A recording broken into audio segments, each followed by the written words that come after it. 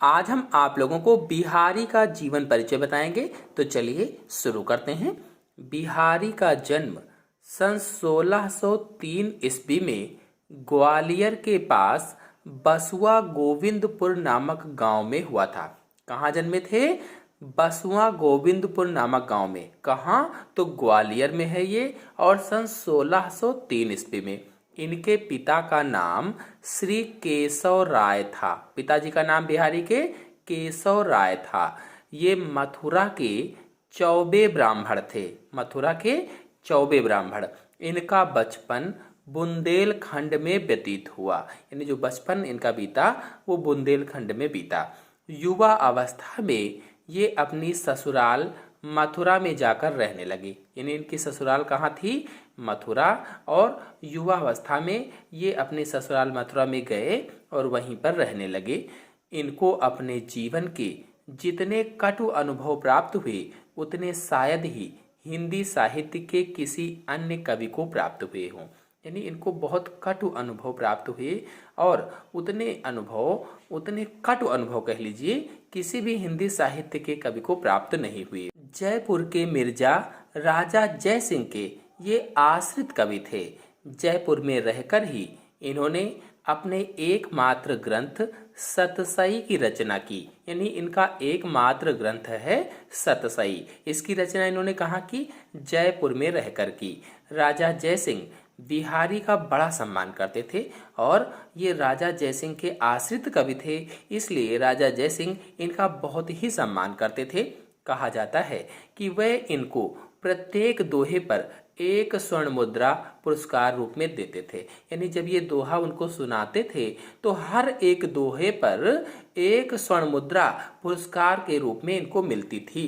कौन देता था? राजा जयसिंह। किसको देते थे? बिहारी लाल को देते थे। कितनी? तो एक स्वर्ण मुद्रा एक दोहे पर। 719 दोहों की सतसई सन 1962 में समाप्त हुई मानी जाती है। यानी 719 दोहे हैं सतसई में, और कब समाप्त हुई? सन 1962 में। इनकी मृत्यु सन 1663 ईस्वी में हुई थी। बिहारी लाल की मृत्यु सन 1663 ईस्वी में हुई। जन्मे कब थे मैंने बताया? तो 1603 ईस्वी में जन्मे थे। तो बिहारी की एकमात्र रचना बिहारी सतसई है। एकमात्र रचना है इनकी बिहारी सतसई, और बिहारी ने किसी लक्षण ग्रंथ की रचना नहीं की है।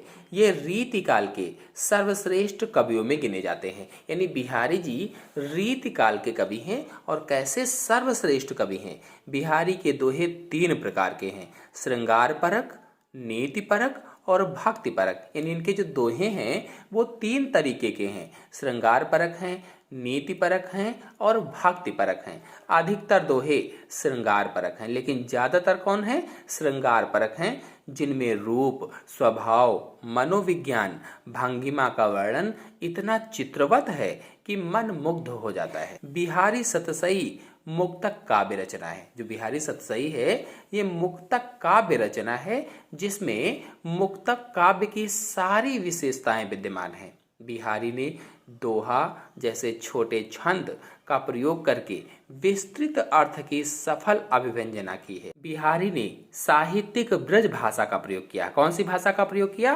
तो इन्होंने साहित्यिक ब्रज भाषा का प्रयोग किया है। भाषा में शब्द योजना तथा वाक्य रचना बड़ी व्यवस्थित है। इसकी मधुरता और सरसता दर्शनीय है। यानी मधुर भी है और सरस भी है, दर्शनीय है, देखने लायक है। भाषा साहित्य होने के साथ साथ मुहावरेदार भी है। यानी साहित्यिक तो भाषा है ही, साथ साथ मुहावरेदार भी है। बिहारी ने मुक्तक शैली को अपनाया है। शैली कौन सी है? मुक्तक शैली है। भाषा ब्रज है और इनका प्रत्येक दोहा स्वतंत्र है।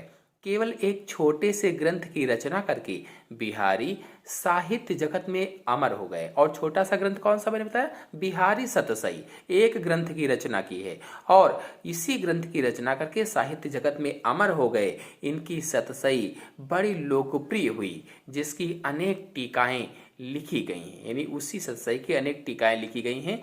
कई कवियों ने इनके दोहों पर आधारित अन्य छंदों की रचना की है। निश्चय ही मुक्तक परंपरा में और रीतिकालीन कवियों में बिहारी का मूर्धन्य स्थान है। भले ही इन्होंने अधिक नहीं लिखा, परंतु जो कुछ भी लिखा है वह गागर में सागर के समान है। जैसे गागर में सागर भर दिया जाए, बिल्कुल उसी के समान है। इसी के समान इन्होंने बिहारी सतसई की रचना की है।